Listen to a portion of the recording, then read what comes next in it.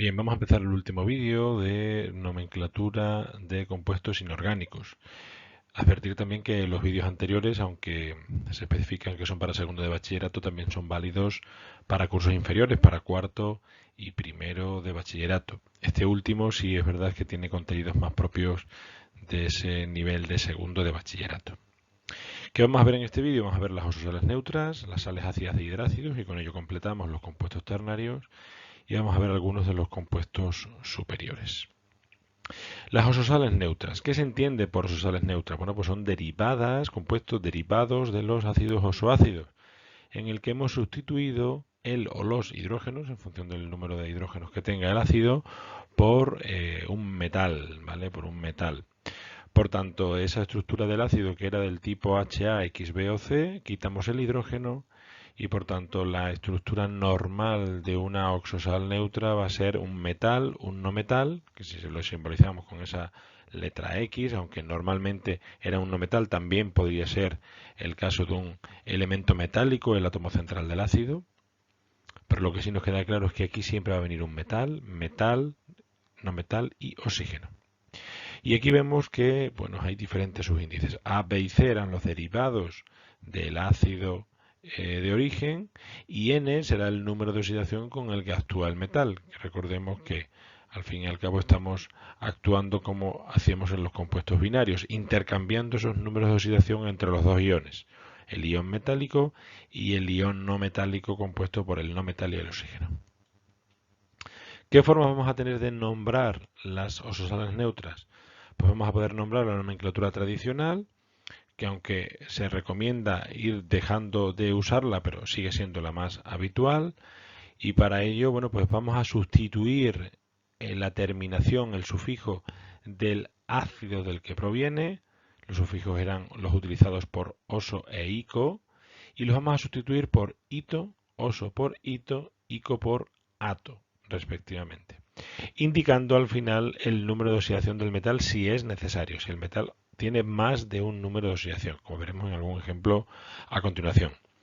Y la otra forma, perdón, usual de nombrar los compuestos de ososales neutras es la nomenclatura de composición, que se nombran igual que los ácidos, pero recordemos que los ácidos en esa nomenclatura de hidrógeno empezábamos indicando el número de hidrógenos, bueno, pues ahora nos quedaríamos únicamente con lo que incluíamos dentro del paréntesis, es decir, nombrar la estructura del ion negativo, del anión, y a continuación el nombre del metal. Y cuando tenemos que indicar un prefijo para referirnos a ese subíndice del paréntesis, que es el subíndice de un ion complejo, no vamos a utilizar los prefijos habituales de di, tri, tetra, sino vamos a utilizar los prefijos alternativos de bis, tris, tetraquis, pentaquis, hexaquis, etc. Veamos algunos ejemplos de ososales neutras. Aquí tenemos la primera, el NaNO3. Si vemos, es un metal, un no metal y oxígeno. Para saber nombrarla, bueno, si la nombramos con nomenclatura de composición es muy sencillo. Trióxido nitrato de sodio. Trióxido nitrato de sodio. Recordemos que el ácido del que deriva, que era el HNO3, era el hidrógeno, paréntesis, trióxido nitrato. Bueno, pues ahora nos quedamos con lo que viene dentro del paréntesis, trióxido nitrato de sodio. Y en nomenclatura tradicional, pues sería el nitrato de sodio, porque ICO, la terminación ICO, cuando el nitrógeno actúa con su número de oxidación mayor en el ácido nítrico, se cambia por ato, nitrato de sodio. En el siguiente, que tenemos cadmio, azufre y oxígeno, metal, no metal y oxígeno, bueno, pues tenemos que identificar qué ácido era este. Para la nomenclatura de composición no es necesario trióxido sulfato de cadmio. No hay que memorizar nada ni identificar nada, simplemente es leer la fórmula de derecha a izquierda. Pero para la nomenclatura tradicional sí deberíamos de identificar que el SO3 es el derivado del ácido sulfuroso. Y por tanto del ácido sulfuroso obtenemos el sulfito. Cambiamos oso por hito, no sulfurito, sino sulfito. Sulfito de cadmio. Y nos indica el número de oxidación porque el cadmio siempre actúa con 2. En el siguiente ejemplo tenemos el Cu3 paréntesis PO4 paréntesis 2 que deriva del ácido H3PO4 que es el ácido fosfórico. En nomenclatura de composición, para indicar el paréntesis, recordemos que se utiliza bis. Bis tetraóxido fosfato paréntesis de tricobre. Y como el H3PO4 es el ácido fosfórico, pues ico lo cambiamos por ato. Tendremos el fosfato. Fosfato de cobre, y ahora el cobre puede actuar con más de un número de oxidación. Puede actuar con 1 o con 2. En este caso está actuando con 2. Por tanto, fosfato de cobre 2. Y en este último ejemplo, pues tenemos el SN paréntesis NO2 paréntesis 4. Es decir, este deriva del ácido HNO2, que es el ácido nitroso. ¿Cómo nombraríamos en nomenclatura de composición? Tetraquis, porque aquí tenemos un 4, paréntesis, dióxido nitrato de estaño. Y en tradicional, pues como es el ácido nitroso, lo cambiamos oso por ito, nitrito de estaño.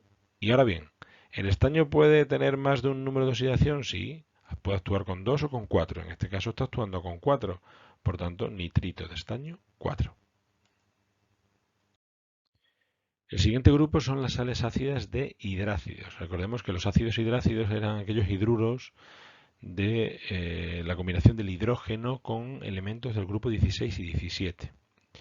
¿Pero qué significa eso de sales ácidas? Bueno, tenemos que entender que una sal ácida es aquella que resulta de sustituir parcialmente el hidrógeno en el compuesto, es decir, que a la hora de unirse a un metal, a la hora de reaccionar el ácido con un metal, no pierde todos los hidrógenos de su estructura y por eso solo tiene una sustitución parcial. Por tanto, para tener sustitución parcial, he de tener más de un hidrógeno y de los ácidos hidrácidos, los únicos que tenían más de un hidrógeno eran el H2S, el sulfuro de hidrógeno, el H2SE, el seleniuro de hidrógeno, y el H2Te, el telururo de hidrógeno. Y sustituimos uno de esos hidrógenos por un metal. Hay varias nomenclaturas, pero en esto se recomienda la nomenclatura de Stock. Como ejemplo, pues aquí tenemos varios de ellos. El primero, pues si tengo el S, que es el derivado del ion sulfuro, y tengo hidrógeno, pues hidrógeno, paréntesis, sulfuro de sodio. En este otro caso, pues hidrógeno, sulfuro de cobre 2. ¿Y por qué 2? Porque el HS actúa en total con -1. El azufre recordemos que actúa con número negativo -2. El hidrógeno, cuando no es un hidruro metálico, actúa con +1, -2 más 1, -1. Por tanto, si aquí hay un 2, el cobre está actuando con 2. Y aquí el hidrógeno seleniuro de plomo 2. Hidrógeno seleniuro de plomo 2.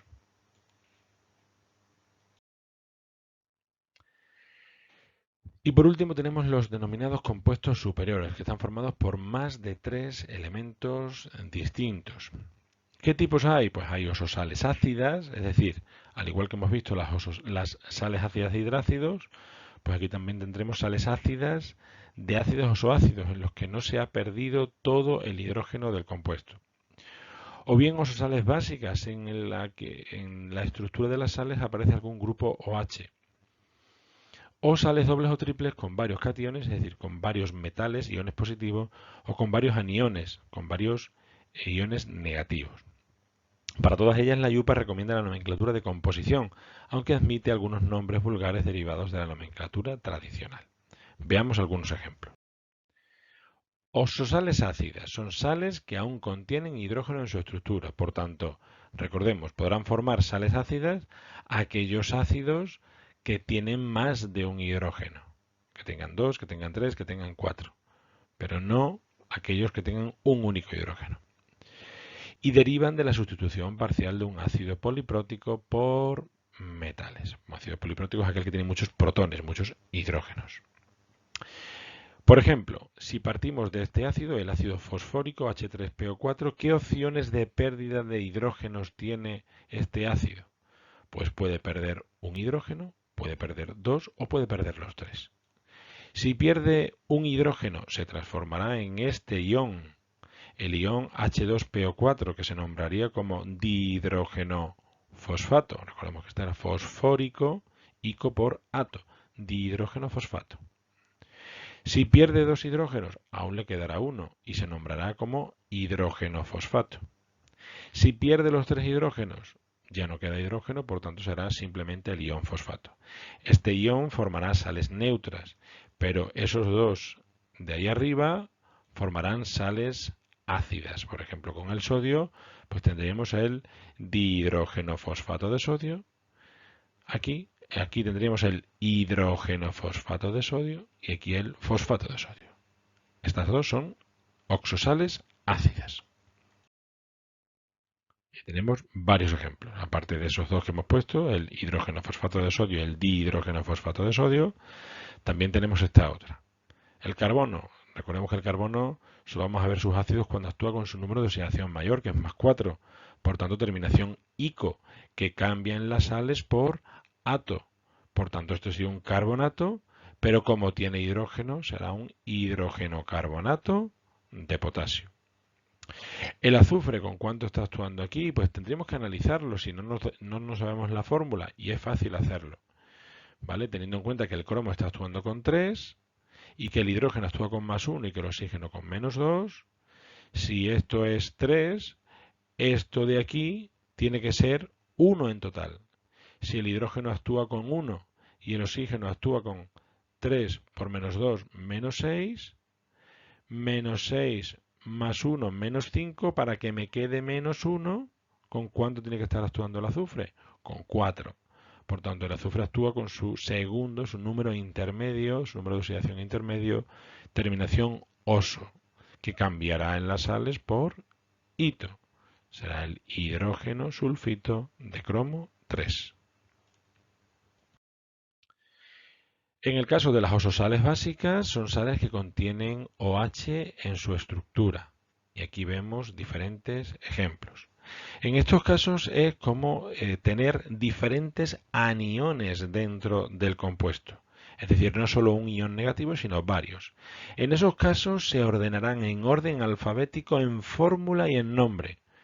Y ahora veremos a qué nos referimos con eso.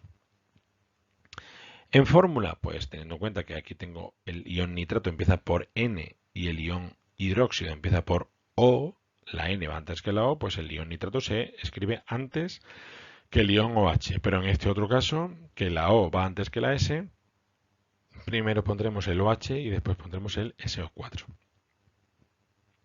Y en el nombre, bueno, pues en el nombre también tendríamos que ponerlo si el orden no es el adecuado. Aquí H y N, pues la H va antes que la N. H y S, pues la H va antes que la S. C de cloruro y H de hidróxido, pues el cloruro va antes que el hidróxido. Salvo que utilicemos el prefijo hidroxi, por tanto, si es prefijo, pues siempre va al principio. ¿Cómo se nombraría cada uno de estos compuestos? Bueno, yo tengo que analizar con qué número de oxidación actúa cada uno. El magnesio actúa siempre con más 2, por tanto no me preocupa. El NO3 actuará con menos 1 y el OH siempre actúa con menos 1. Por tanto, ¿cómo se nombraría? Hidróxido nitrato o bien hidroxinitrato de magnesio. En el segundo caso, observo que el OH tiene un subíndice 2, mientras que el SO4 no tiene ningún subíndice exterior. Por tanto, como los subíndices son distintos, hay que indicarlos con un prefijo adecuado. Como tengo dos hidróxidos, pues diría dihidróxido sulfato de cobre y analizaríamos con cuánto actúa el cobre. Si el OH actúa con menos 1 y tengo 2, en total tendré menos 2. Y el SO4 del ácido sulfúrico, el sulfato, también actúa con menos 2. Menos 2 y menos 2, menos 4. Por tanto, toda la parte positiva tiene que actuar con más 4. Como hay dos cobres, cada cobre actúa con más 2. Y por eso es dihidróxido sulfato de cobre 2 o bien dihidroxisulfato de cobre 2. En el siguiente caso tenemos una ososal básica con varios aniones, pero uno de ellos no es derivado de un ácido oxoácido, sino de un ácido hidrácido del cloruro de hidrógeno. Por tanto, aquí no tenemos terminación ito o ato, sino terminación uro, cloruro hidróxido de calcio.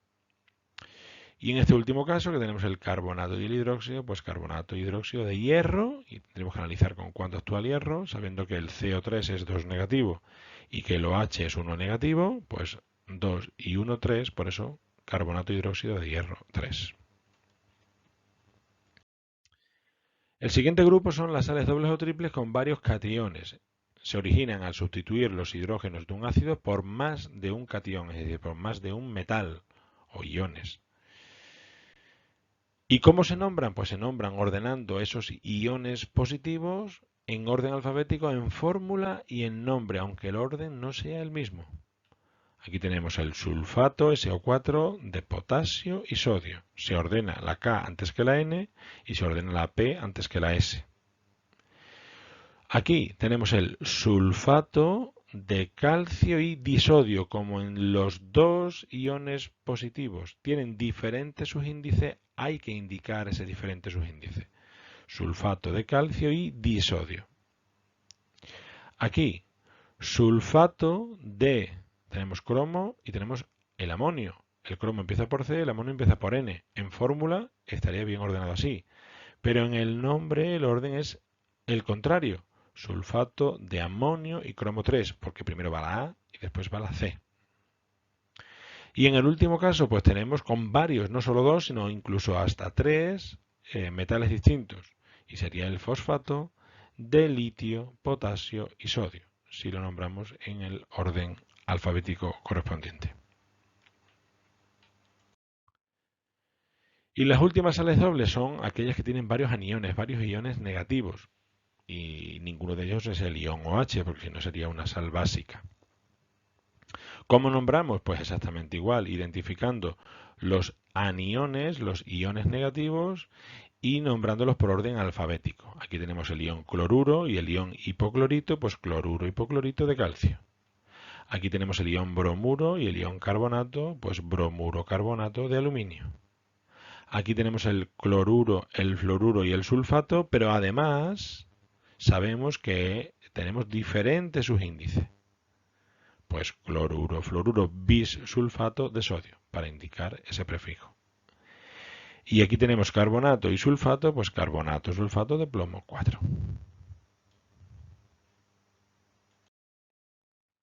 Y también sería conveniente que conozcamos algunos de los iones especiales que vamos a encontrar a lo largo del curso. ¿Cuáles son esos iones especiales? Pues el ion amonio, NH4 positivo, el ion hidronio o bien oxonio, que es el H3O positivo, que veremos mucho en el tema de ácidos y bases, el ion peróxido, que ya hemos comentado, el ion disulfuro, cuyo comportamiento es el mismo que el del ion peróxido, es decir, son dos átomos de azufre unidos entre sí, y por eso entre los dos actúan con -2 y es como si cada azufre actuase con -1.